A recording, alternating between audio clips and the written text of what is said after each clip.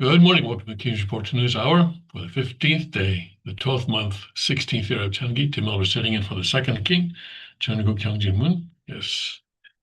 Yes, we're halfway through the final month. So time's coming along. We'll be in Changi 17 before you know it. All right, let's go see what's going on around the kingdom right now in Chungkyung, Tennessee, 2 degrees below zero. A bit nippy this morning, looks like. Clear skies, mostly cold, cloudy and cold. And a high of 35 today, though. And tonight mainly clear and cold, and a low of 20. So tonight's going to be a lot more mild than it is now. And in Father's hometown, Cheongju, North Korea, North Pyongan province in Korea, 18 degrees and clear right now. Continued clear through the night, 5 degrees for a low. Tomorrow, sunny and a high of 36. Cheongguk Palace in northeast Pennsylvania, clear and 9 degrees. Sunny much of the time today. Breezy, not as cold, high of 31. But tonight, clear to partly cloudy and cold, low of 1 degree above zero. And at the Liberty Rock RV Park and Campground in Limestone County, Texas, 36 and clear, times of clouds and sun. Breezy this afternoon, high of 66. Tonight, cloudy, breezy this evening, then a passing rain shower, low of 55. At the Suncheon Palace in Korea, clear and 30 degrees, remaining clear through the night and 24 degrees for a low. Tomorrow, sunny to partly cloudy and a high of 48. And at the Gunma Palaces in Japan, clear and 40, partly cloudy tonight, low of 27. Tomorrow, sunny to partly cloudy, high of 48. Guangzhou, Guangdong, China, clear and 67, continued clear through the night, 52 degrees for a low. Hazy sun tomorrow, high of 72. All right, let's go. Father's word. Let's see where we are today. Okay, we are in True Families and the Family Pledge, Chapter 2. This is the chapter where Father goes through each of the phrases and one by one. All right, we are in section 1. Yeah, this is section 1. Section 1, point 5. And we're talking about building the kingdom of heaven on earth and the kingdom of heaven in heaven. And then the subheading below that, the subheading, Father says that the base as in military base, or sort of a starting point from which to build the kingdom of heaven on earth and the kingdom of heaven in heaven is pop quiz. What is it? It's the family. Family. I hope you got that. The family is where the kingdom of heaven on earth and in heaven start. And that is the base from which those can be built. Okay. Let's see here what Father says. 아담 가정은 하나님의 의상과 일치된 참 사랑의 가정을 이루었어야 했습니다. So the Adam's family, should have accomplished a family of true love that would be in unity with God's ideal. Should have. shoulda, woulda, coulda. 아담과 해와 인간 조상은 하나님의 무형의 성품을 실체적으로 완성하여 하나님의 뜻과 사랑을 우주에 전해주는 기대 속에 되었습니다. So Adam and Eve were created with the expectation. Literally, he says within the expectation, but in the expectation, in the hope, the expectation that they would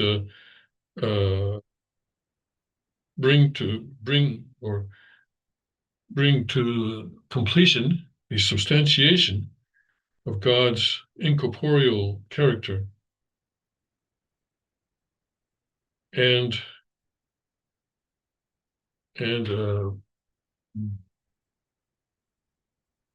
convey God's will and love to the universe. See that? Right? I've been saying, the universe is supposed to be occupied by physical human beings. Some people say it's for spirit, well, human beings, but yeah. But anyway, Adam and Eve are supposed to convey God's love to the universe. Okay, yes. 아담과 해와와 그 자녀들은 온 인류가 따를 수 있는 근본 원리를 생활 속에서 확립했을 것이며, Adam and Eve and their children would have accomplished, would have established the basic principles, basic principles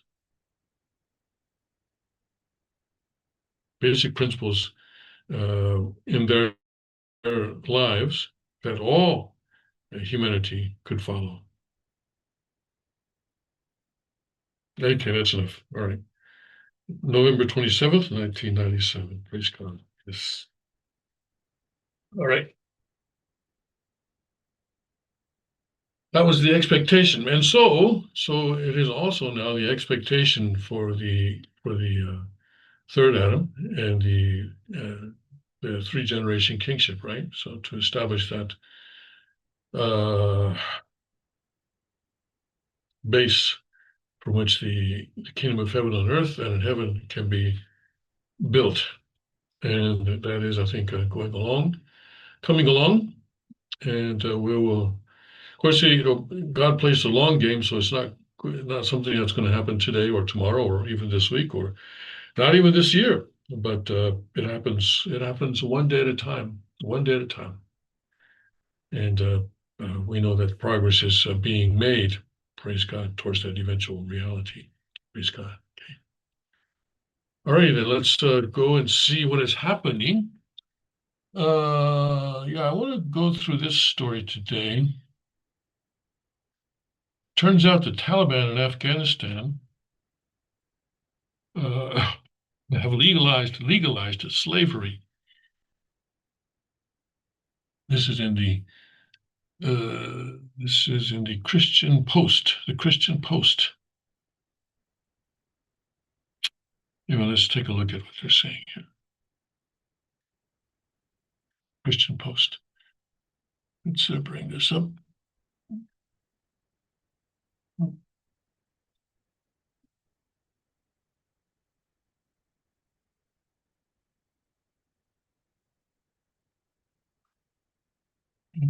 There we go. Here we go. I didn't show you the headline, did I? Did I show you the headline? I don't know. I guess I did. All right. The Taliban has codified slavery and formalized a class-based justice system in Afghanistan through a newly approved criminal procedure code signed by its supreme leader, Hibatullah Akhundzada.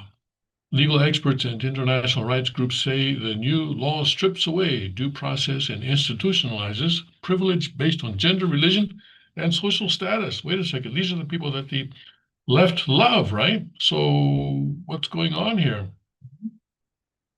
The Taliban has now approved the return of slavery in Afghanistan. We must defund the Taliban. Yeah. We saw that a certain amount of money is going to the Taliban. How much money does the U.S. government send to, let's see, yeah, okay, let's say Taliban. Let's see what this is here.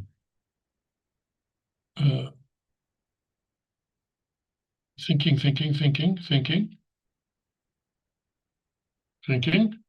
Do I have to answer this? AI is saying. Here we go. U.S. admits sending $40 million weekly to Afghanistan. Okay, that's 2024. Is the U.S. funding the Taliban? What the records show, January 8, 2025, that's a year ago. U.S. has flown $2.9 billion in cash to Afghanistan since the Taliban seized control. But then no more taxpayer cash for the Taliban Act was this is an article of September 2024.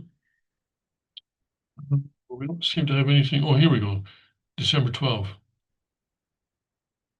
Okay, this is MSN, so this you have to uh, be careful. But anyway, with that in mind, let's take a look. This is last month, most recent article I can find. Okay, and it says, "Does Trump administration send money to the Taliban?" Here's in December 2025, online users discussed a rumor that on December 8th, U.S. President Donald Trump's administration sent $45 million to the Taliban, the latest in an alleged weekly payment program. For example, Newsweek reported Trump admin sent this claim. This claim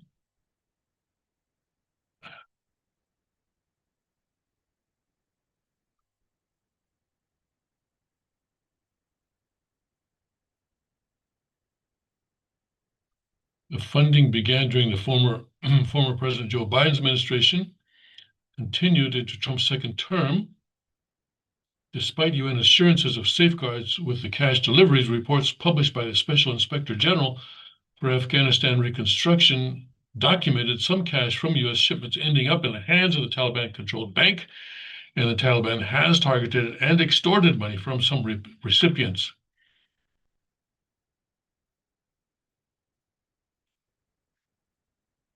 Well, this is Snopes. Well, Snopes is discredited.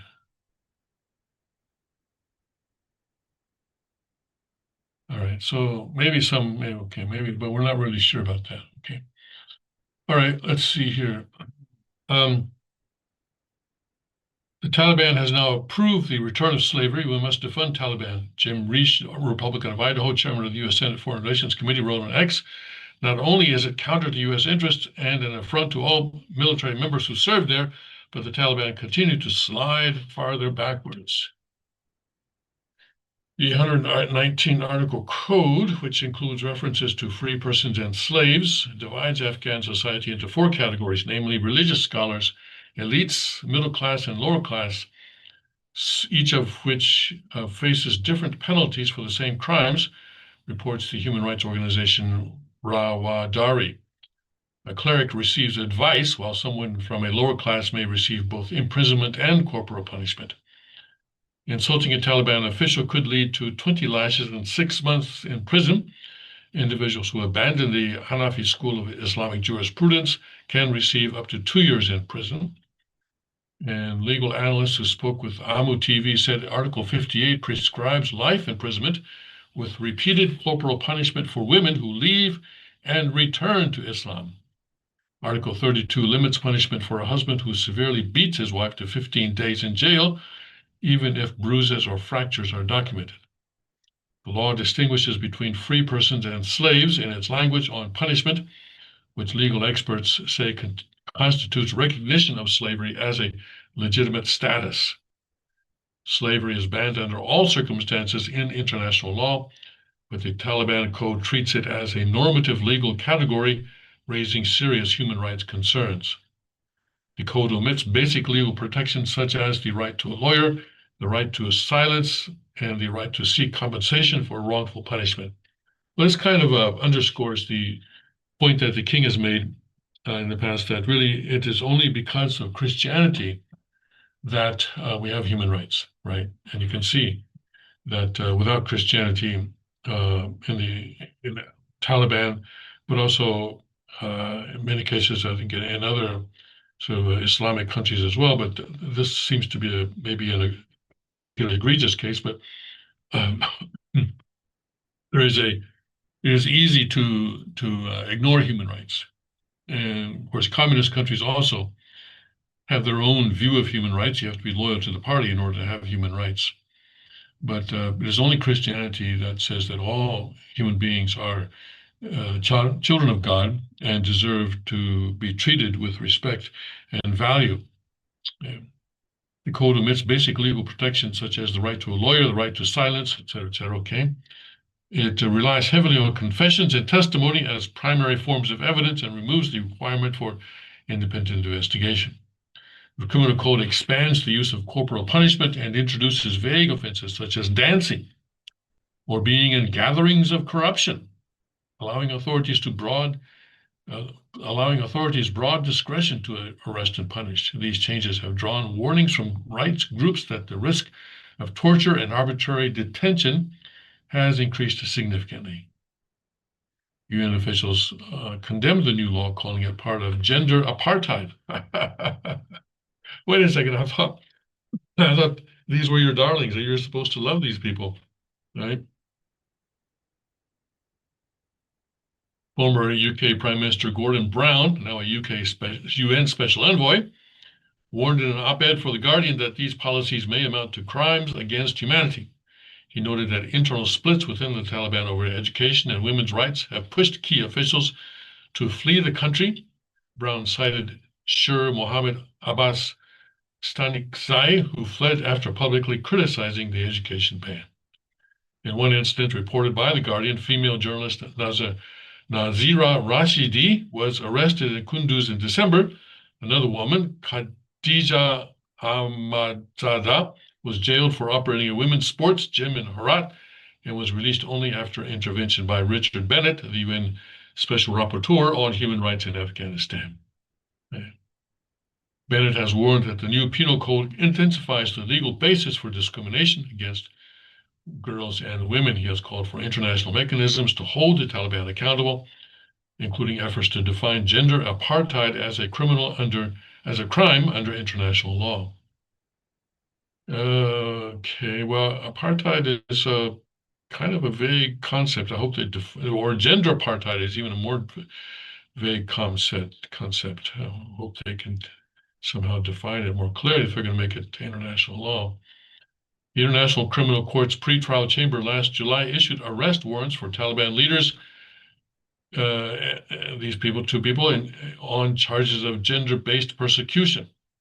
However, countries including Russia, China, and India have strengthened the diplomatic ties with Taliban, with Russia being the first to fully restore relations without extracting rights concessions. India reopened its embassy in Kabul, while China accepted an official ambassador in January 2024. European countries have expanded cooperation in deportation arrangements, indirectly legitimizing Taliban rule despite ongoing repression. Last year, the U.S. House of Representatives passed a bill that would prohibit U.S. tax dollars from funding the Taliban. I guess that was what we were reading about a while ago in the headlines. As critics claim, so the House passed that bill. As critics claim, humanitarian funding for the region from the Biden administration after the U.S. military withdrawal in 2021 benefited the Taliban-controlled government. It doesn't say anything about the Senate, though, does it? So maybe that was not passed by the Senate.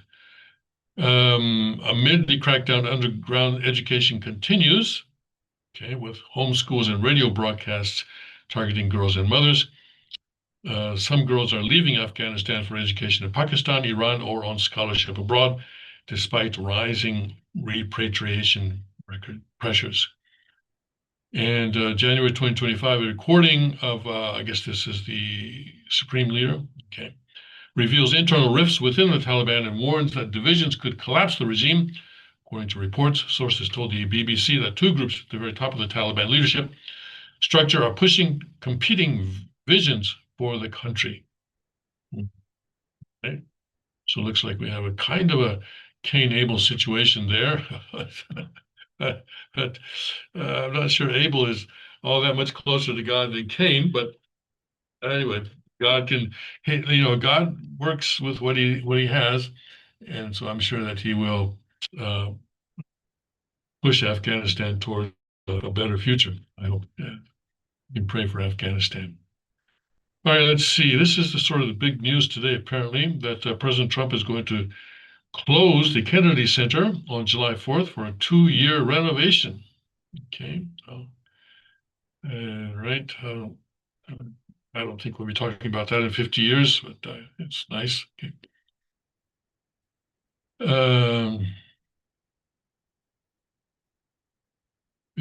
The documentary Melania apparently was a great success over the weekend. Brought in a lot of money for the people who produced it. Today, of course, is Groundhog Day. It's a pretty silly holiday. I don't even know if is it a holiday. Well, it's a day anyway. It's a day, and it gave rise to a famous movie, which is quite funny.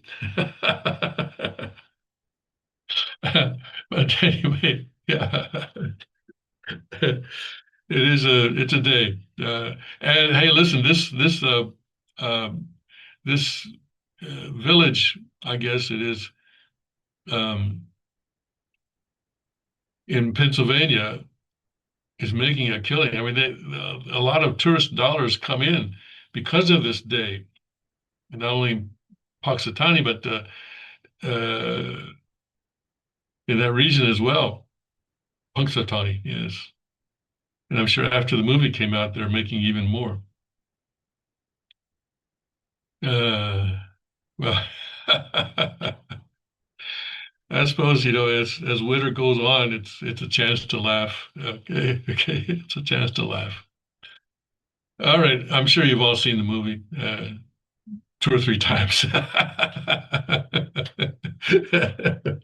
It's a it's a movie that's fun to watch um, uh, sometimes.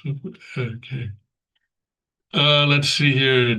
Trump says Democrats are softer on crime at the expense of America. Yes, that is true. Yeah. Okay. And Trump endorses New Hampshire's John Sununu for Senate. I'm a little bit surprised, I guess. Well, although I think President Trump is pragmatic, because Sununu has not been all that supportive of President Trump. Yeah, but they need as many senators as they can get, and so I think they want to make sure that I think they already have a senator, or maybe Sununu is already the senator. I'm not sure right now. What is he?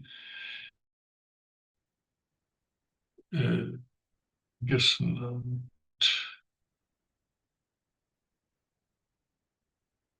he's running to represent. Okay. Yeah, I'm not sure who the senator. Sununu's father was famous. I think he ran for president. I think he was governor, or maybe governor, maybe senator. But it's one of these political dynasties, sort of. All right. Um, okay, and the Grammys apparently were held last night, so there's a lot of politicking going on. It's, these Hollywood or these, these this I don't know if it's Hollywood, but these uh, entertainment people, I guess we should say, these entertainment people, they're not satisfied with just doing their job and entertaining. They want to get involved in politics. They say, "Oh, I have a base, I have a stage from which and I need to speak. It's my responsibility." No, it's not. It's not. Come on. Not nothing of what you're talking about. Okay. All right. Yeah, but apparently some of it went on last night. Okay. And let's see here. So yeah, today's a bit of a slow news day. Let's see. Left goes wild. Yeah, okay. Again, that's you know, Boston Mayor Michelle Wu claims every single human on Earth has legal right to come to the U.S. Well, let's look at this for its entertainment value. Okay. Legal right now. Now she might say moral right, I suppose, but legal right? No. Uh, you're not understand. Well, I guess, or well, no, she understands the meaning of legal right, but she thinks she's talking to people who don't understand the right. So tries to get away with it. So she's talking down to people, actually. So she's going viral for this. See that she's getting a lot of clicks. Okay. And so outraged Americans, right? This is Breitbart, and this is actually an interview from March. Okay, legal right to come to the United States and seek shelter. Interesting. All right. Of course, that's not true. They don't have the legal right to come to the United States and seek shelter. There are laws. Perhaps they have the legal right to apply come to the United States. But even that, I don't know if that's actually a legal right. Anyway, people are able to apply to come to the United States.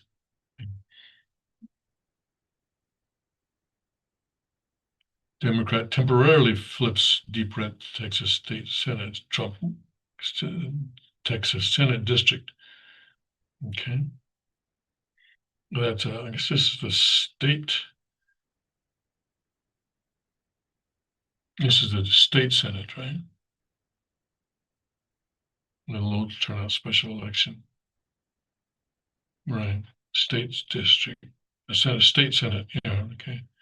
But anyway, the point here, though, is that this was a district that President Trump won by a large margin last November, but this Democrat was able to win in that particular district. And yeah, uh, poll and daily poll, and certainly President Trump ended up last week. Well, it's the same thing, right? Last month or last week, um, something like that. Well, about 52 or 53 opposing him. So he's a bit down right now from where he was, say, 7 or 8 months ago. But right now, I can tell that he's really not governing by polls the way that Clinton did. He's governing by his conscience, and he's saying, I just want to do what I think is right, and we'll see how far I can get. Maybe the courts will stop me, maybe Congress will stop me, but and that's okay. That's what the Constitution says.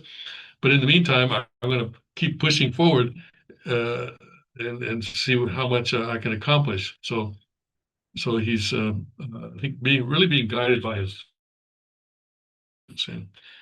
And Democrats, of course, are trying desperately to stop him, and that's why, and the media are with him, are with them, the Democrats, and so that's why, even though he has deported far fewer um,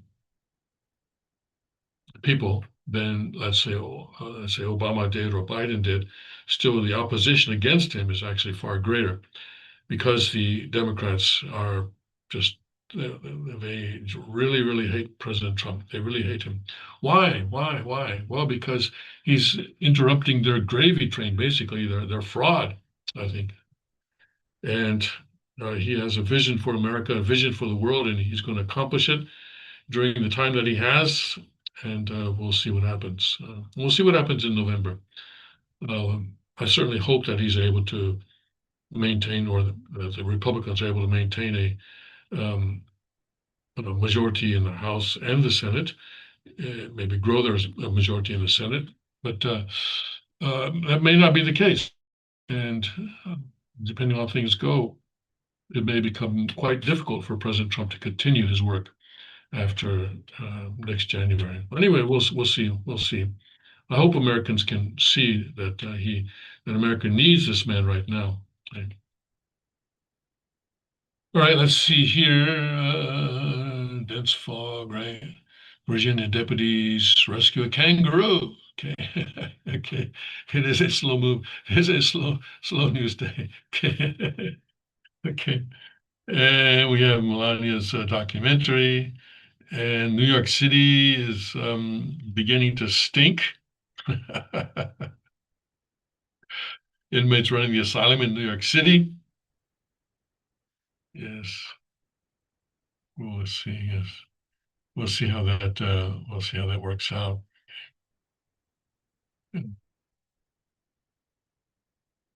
Let me see. I think I saw where. Uh,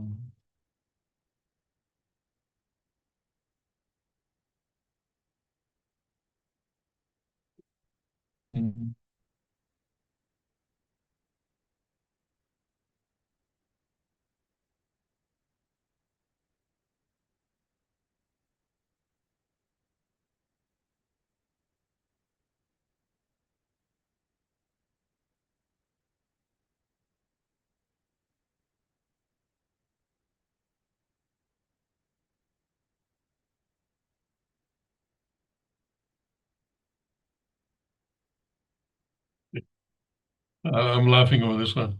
Scaramucci on Trump's move to cap credit card fees. He's texting back and forth with Mayor Mamdani. I, I don't, I don't blame him if we're saying that. Yeah. Uh, I'm waiting for the next statement, which I'm getting in about a week, to see, what it says about interest rates. I have a feeling it's not going to change. We'll have to see. Yeah.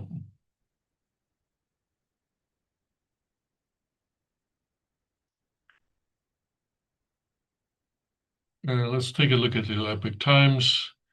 Yeah, the shutdown. Boring, boring, boring. And CCP's first official response to purges reveals lack of confidence in military capabilities, according to an analyst. But this is great, except that this is about a response that came several days ago.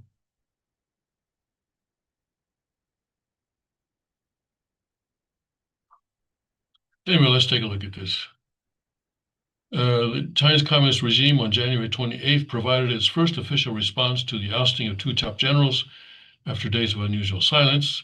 So already this is what? 28th is last Wednesday, right? I think. Yeah. Or is that right? Yeah, last Wednesday, I think. Yeah. So it's already been almost a week. Okay. Zhang Han, spokesman for the CCP's Taiwan Affairs Office, said the case once again demonstrates that the Chinese Communist Party, CCP, and the Central Military Commission are committed to combating corruption without restrictions comprehensively and with zero tolerance, adding that it is an important manifestation of the CCP and the military's determination and strength.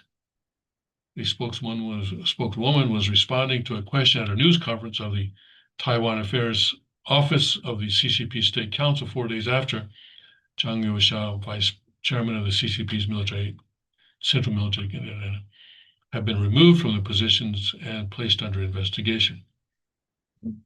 Analysts told the Epoch Times that the regime spokesperson's vague response shows the impact of the purge on the Chinese military's capabilities and the ongoing infighting within the ruling CCP's top echelon. And it is interesting that now, a full week, or actually 2 weeks, I think, after those arrests took place, we're still getting this eerie silence.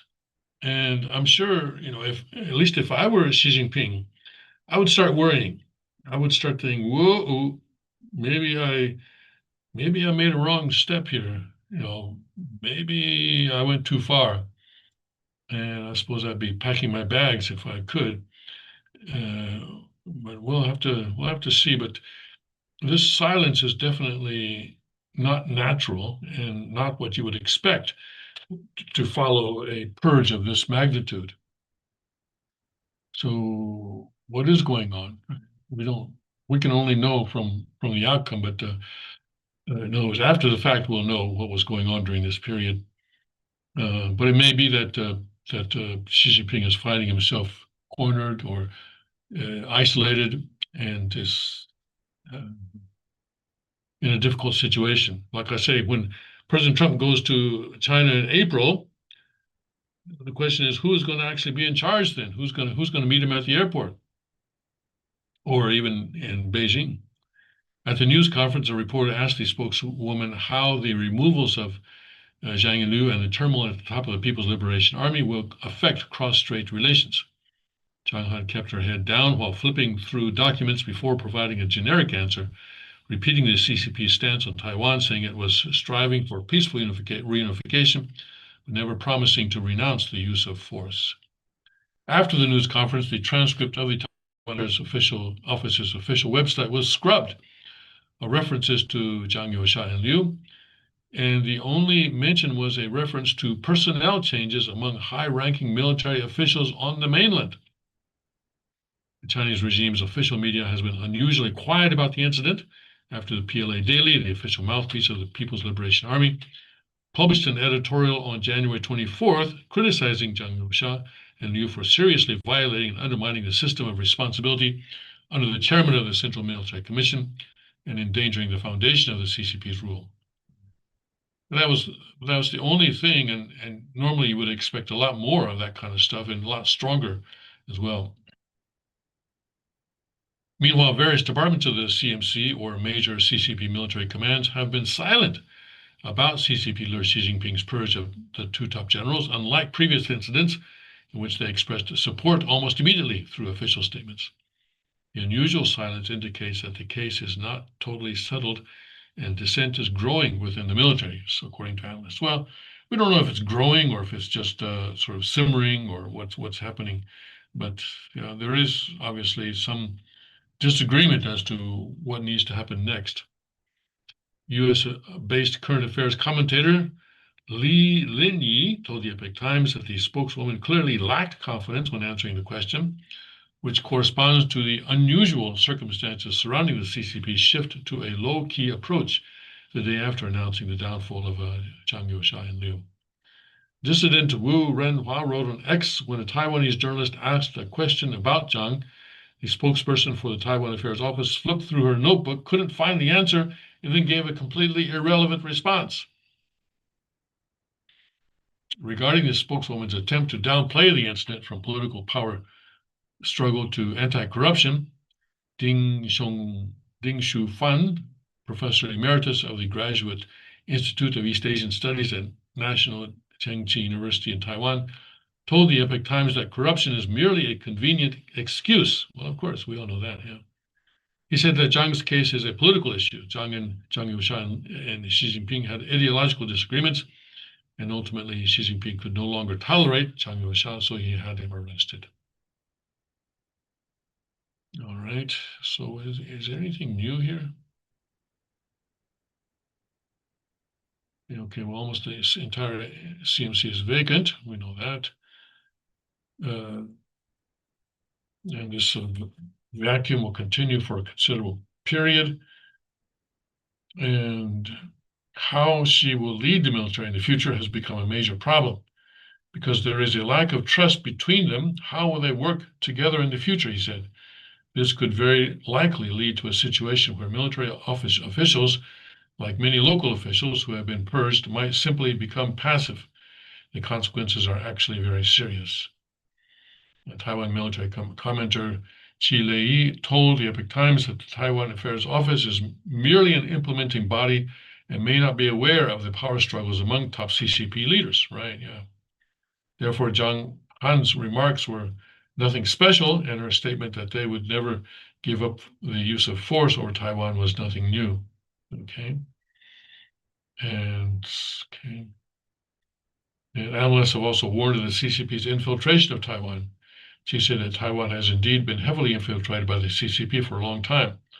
He added that for Beijing, the best approach would be to achieve Taiwan's surrender without a fight through extensive infiltration. He said that counter-infiltration has now become a key focus of Taiwan's security. Okay. Well, yeah, well, we'll see. We'll see. These are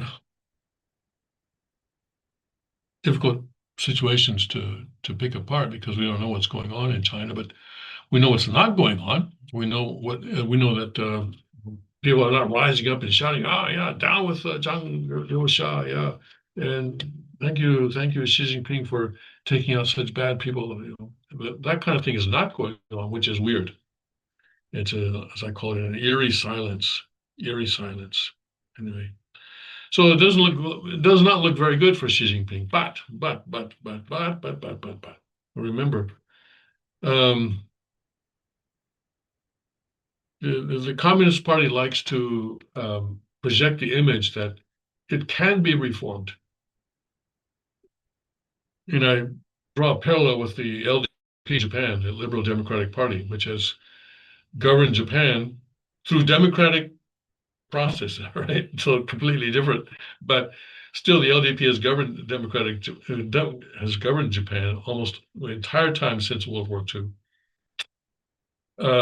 because it keeps changing, and according to the most recent polls in Japan, there's an election campaign going on, and the day of the election is next Sunday, this coming Sunday, and the polls say that Takaichi, current prime minister, is going to have a big win. That she's going to Yeah, and that, of course, she's going to have a majority in the lower house, and um, it's going to show that that her gamble is paying off. But this is the way the LDP has governed for so many decades. What is it, 80 years or 7 or 8 decades, something like that. Because when they get in trouble with the people, they simply change. They put in someone else. And oh yes, this guy, yeah, this person was bad, but now we got someone else, and this person, we're sure. Yeah. Almost like someone who keeps marrying, divorce, married, divorce, married, divorce. This time, I'm sure she's the right one. and and that's a tactic that the LDP has mastered. And well, frankly, they can just say, hey, guys, we're the only really well, conservative is kind of a loaded term in Japan, but still, voters feel that they have no choice but to continue to support the LDP. And the Communist Party in China is kind of taking a lesson from that. And they say, listen, okay, that's right, Xi Jinping is bad. Yeah, I think they're going to come out and say this, right? Yeah, Xi Jinping is bad, but we've got someone better. And this time, this is the right person. Yes, this time, this person is going to make communism succeed in China. So, so Xi Jinping being removed is not really that's not what we're hoping for. That's not what we're praying for. Okay, because that will actually or may actually extend the lifespan of the Communist Party as the governing body of China. Um, the Soviet Communist Party kind of made a mistake, didn't they? They put a new guy in charge who was going to reform, right? And he reformed the country right out of existence. But that doesn't look like it's going to happen. But who knows? Who knows what Father has in mind? What machinations Father is doing right now? Father's pretty sly, I tell you. I'll tell you that. He is very sly, and right now he's no longer limited by his physical body, and so he's able to go in there and do his thing. So I'm looking forward to seeing just what Father has in mind in terms of bringing down the Communist Party of China, which I'm sure he's focusing a lot of his time and energy on doing that. Although in spirit world you exist beyond time and space. Okay. All right, so we'll continue to see what's going on here. Yeah. But remember, Xi Jinping going down, that's not what we're praying for. We are praying for the downfall of the Chinese Communist Party, the liberation of China, and then through that, then the liberation of um, Cheongju in North Korea. Okay. So we'll see. We'll see what happens. Let's just sort of take a look at what's going on in North Korea.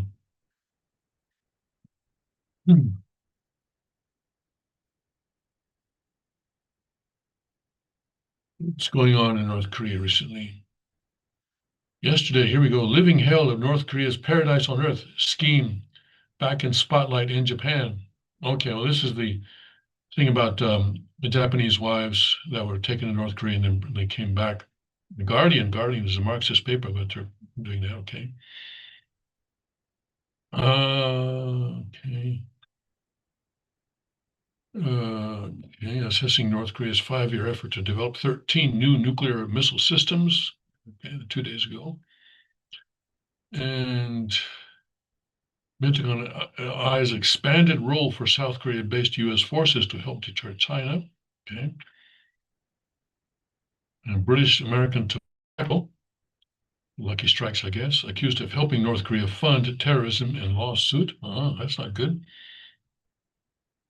North Korean arms deliveries to Russia fell sharply in January. That's interesting.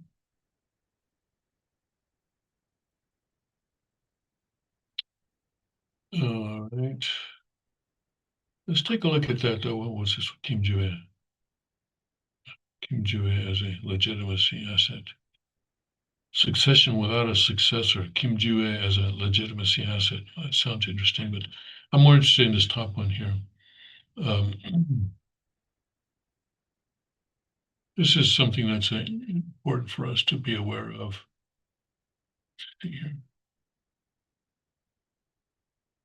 Oh, no. What? Oh, okay. Okay, okay, okay. I thought they were. Well, they are. They are going to demand my money. Oh, come.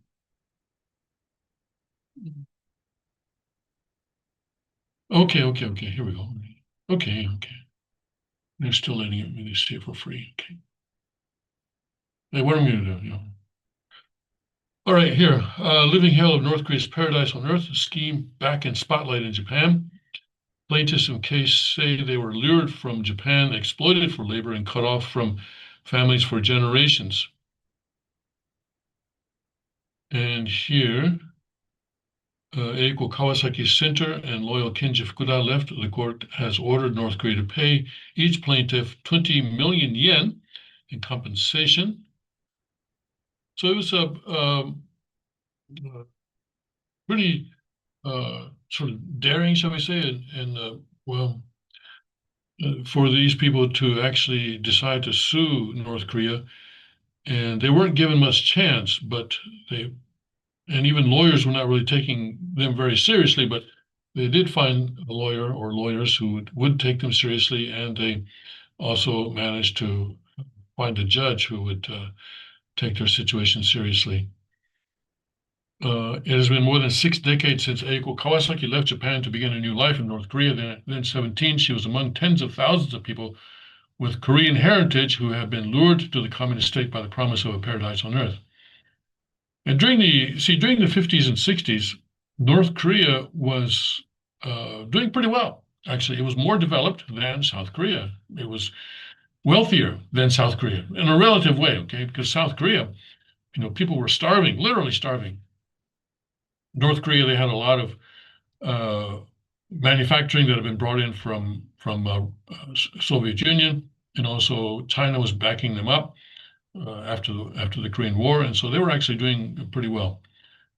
And so they sort of told people in Japan of Korean descent, and there were people in Japan, the Koreans in Japan were there because during the colonial period, a lot of Koreans were taken to Japan forcibly, sometimes voluntarily, looking for work, and they were working in coal mines. They were working in factories, so that the Japanese citizens who had been there, Japanese laborers, could go off to war to fight the Americans and the British and others. So anyway, at the end of the Second World War, I think about 600,000 or so, maybe more. I'm not sure the numbers right now. Koreans were left in Japan, and they were given a choice. And two residents associations were formed, one loyal to the south, one loyal to the north. And a lot of people joined the North Korea Residents Association. And then North Korea started repatriating people, saying, hey, we got a paradise on earth here. We got a workers' paradise here. Come on back and help the motherland and all that kind of stuff. So, yeah, when she was 17 years old, she said she went there thinking that she was going to a paradise on earth. And you can't blame her, because that was the propaganda at that time. And well, that was sort of the atmosphere of the whole situation then. Instead, they encountered something closer to a living hell. They were denied basic human rights and forced to endure extreme hardship. Yes, once they got there, things had changed. Official promises of free education and healthcare plus guaranteed jobs and housing had been a cruel mirage, and to their horror, they were prevented from traveling to Japan to visit the families they had left behind. But this week, after years of campaigning, 4 settlers who had escaped Japan secured justice of sorts when a court in Tokyo ordered the North Korean government to pay each of them at least 94,000 pounds in compensation. How much is that in dollars? I'm not sure. 20 million yen, I guess, right now is what, about 120, I'm not sure, 120,000, something like that. Between 1959 and 84, more than 90,000 people, mostly Zainichi, the name for people of Korean descent who live in Japan, became the And Zainichi is kind of a shortened form of a longer name. Zainichi Chosenjin. Uh, Zainichi means in Japan, literally. Became the victims of an elaborate North Korean scheme to recruit workers and deal a propaganda blow to the North's former colonial occupier. A few, like Kawasaki, managed to flee and alert the world to what critics of the scheme say amounted to state sanctioning kidnapping. Kawasaki 83, who has said she was overwhelmed with emotion after the verdict, conceded that she and her fellow plaintiffs were unlikely to see a single yen. The Tokyo High Court has no way of enforcing the ruling in the case, in which it symbolically summoned the North Korean leader Kim Jong-un to testify. And he didn't show up. I'm sure the North Korean government will just ignore the court order, she said. Kenji Fukuda, a chief lawyer for the case, said the most realistic option to retrieve the money was to confiscate North Korean assets and property in Japan. And there is some of that in Japan. The plaintiffs who launched their action in 2018 are among an estimated 150 people who have escaped from the program in the North and returned to Japan. The regime in Pyongyang, with the support of the Japanese government and help from the International Committee on the Red Cross, had promised ethnic Koreans a new life in in a socialist paradise with free public services and a higher standard of living. The Japanese government and the Red Cross were not targeted in the compensation suit. This week's verdict was the first time a Japanese court exercised its sovereignty against North Korea to recognize its malpractice. Atsushi Shiraki, one of the lawyers representing the plaintiff, said of the historic ruling. Kanaya Doi, the Japan director of Human Rights Watch, hailed the ruling as one very important, successful example of attempts to hold North Korea accountable for its international crimes. Under the program, those suspected of disloyalty faced severe punishment, including imprisonment with forced labor or as political prisoners, according to the group.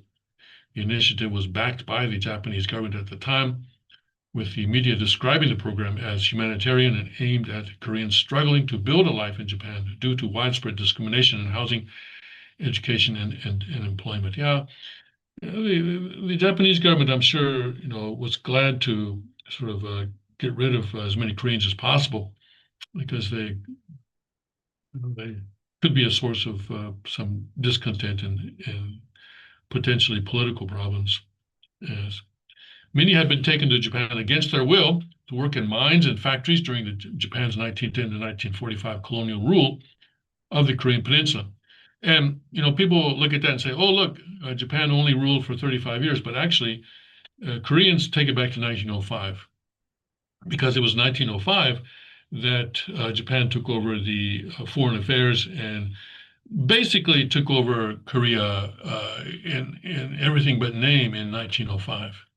1910 was when the actual sort of annexation happened. So it wasn't a colonial rule so much as it was an actual annexation of Korea and making Koreans citizens of Japan with all the sort of responsibilities that entailed, including worshiping the emperor. The immigrants included 1,830 Japanese women who had married Korean men. Kawasaki, a second-generation Zainichi who was born in Kyoto, boarded a ship to North Korea in 1960 after being persuaded by promises of utopia made by the pro-Pyongyang General Association of Korean Residents in Japan, the North's de facto embassy. Instead, the plaintiffs claimed the regime had wanted to attract ethnic Koreans, especially skilled workers and technicians, to address a labor shortage.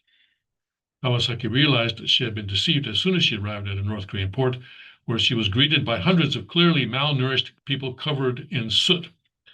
She stayed for 43 years until 2003, when she defected to Japan via China, leaving behind her adult children. One of Kawasaki's daughters and two children have since escaped from North Korea, but has had no contact with her other children since the regime sealed the country's borders in the early days of the COVID-19 pandemic. I don't even know if they are still alive, she said. Yes. Yes, yes, yes, yes, yes, yes, yes. And not only people like her, but we also need to remember that North Korea, for a while, they're not doing this anymore, as far as we know, but for a while, they would actually send submarines to the Japanese coast. And the crew of the submarines was tasked with a mission to actually kidnap, forcibly kidnap Japanese people. And sometimes it would be, a couple having a nice time, on the beach somewhere during the night. And in at least one case, it was actually they kidnapped someone from a fishing port right off the street, and then take them to the submarine and then ferret them away to North Korea. And that happened, especially during Kim Il Sung, Kim Jong Un. I don't think Kim Jong Un is doing this. And then they were used, and in one case, the person who was kidnapped in this way was used as a uh, coach, I guess you could call it, for North Korean spies to teach them Japanese mannerisms so that they could go to Japan, infiltrate Japan as spies, and be able to assimilate into Japanese society without being detected. And so they were used in that way, right? I remember the American soldier, I think he's dead now, Jenkins, who actually voluntarily went across the DMZ into North Korea, also during the 1960s, I think it was. And while he was there, North Korea uh, sort of gave him a wife. They couldn't give him a Korean because of their racist ideology, but they gave him a Japanese wife, one of the women who had been kidnapped. And she returned to Japan later on, and then he returned. Once she got to Japan, then she brought him out, and also I think they had two daughters or something like that. And it was anyway, a lot of stuff has happened with respect to North Korea. A lot of bad stuff has happened in North Korea. Boy. And well, some people in China now are concerned that they say that Xi Jinping is trying to emulate North Korea now in the direction he's taking China. Some people in Iran are saying that Iran is going to become another North Korea. So North Korea does seem to be a sort of a model case for dictators around the world. All right, let's see here. Let's go back here to the headlines here. We got a couple minutes more. U.S. captures 3 narco-terrorist suspects, seizes drugs worth $33 million, Coast Guard says. I guess they're not bombing them anymore, huh?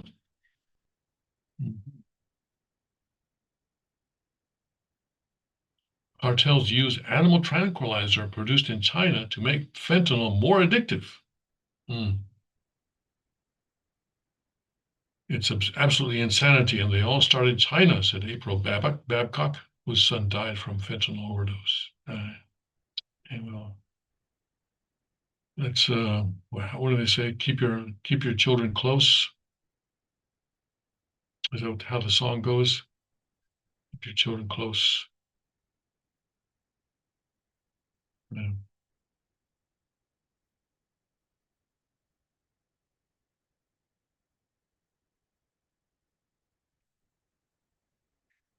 Indian Christians facing rising persecution. All right, we already went through that. Fraud concerns spread from Minnesota to Ohio. And what is the solution to fraud? Right? What is the solution to fraud? Well, if I'm going to bribe someone, right, it's because that person has something that I want. And it's usually a license or maybe some kind of authority or something like that. But what if the government, we have a constitution where the government is not allowed to issue licenses. You can have a barbershop without a license. You can be a teacher without a license. You can be an airline pilot without a license. You can drive a car without a license. Then what? Well, uh, private organizations can give out these licenses. It's not that okay. It's without a government license. I should have said without a government license. Airline pilot. If before you get on an airplane, you'd like to know that the guy is actually qualified. Yes, he has a license, but it's not issued by the government. It's issued by um, a private organization, and the organizations compete to for the credibility. I think that might be a good idea. Anyway, all right, gotta go. I'll see you tomorrow. See you tomorrow. Yes, tomorrow's Tuesday. I'll see you there. I'll see you right here. God bless, Godspeed. May His kingdom come quickly.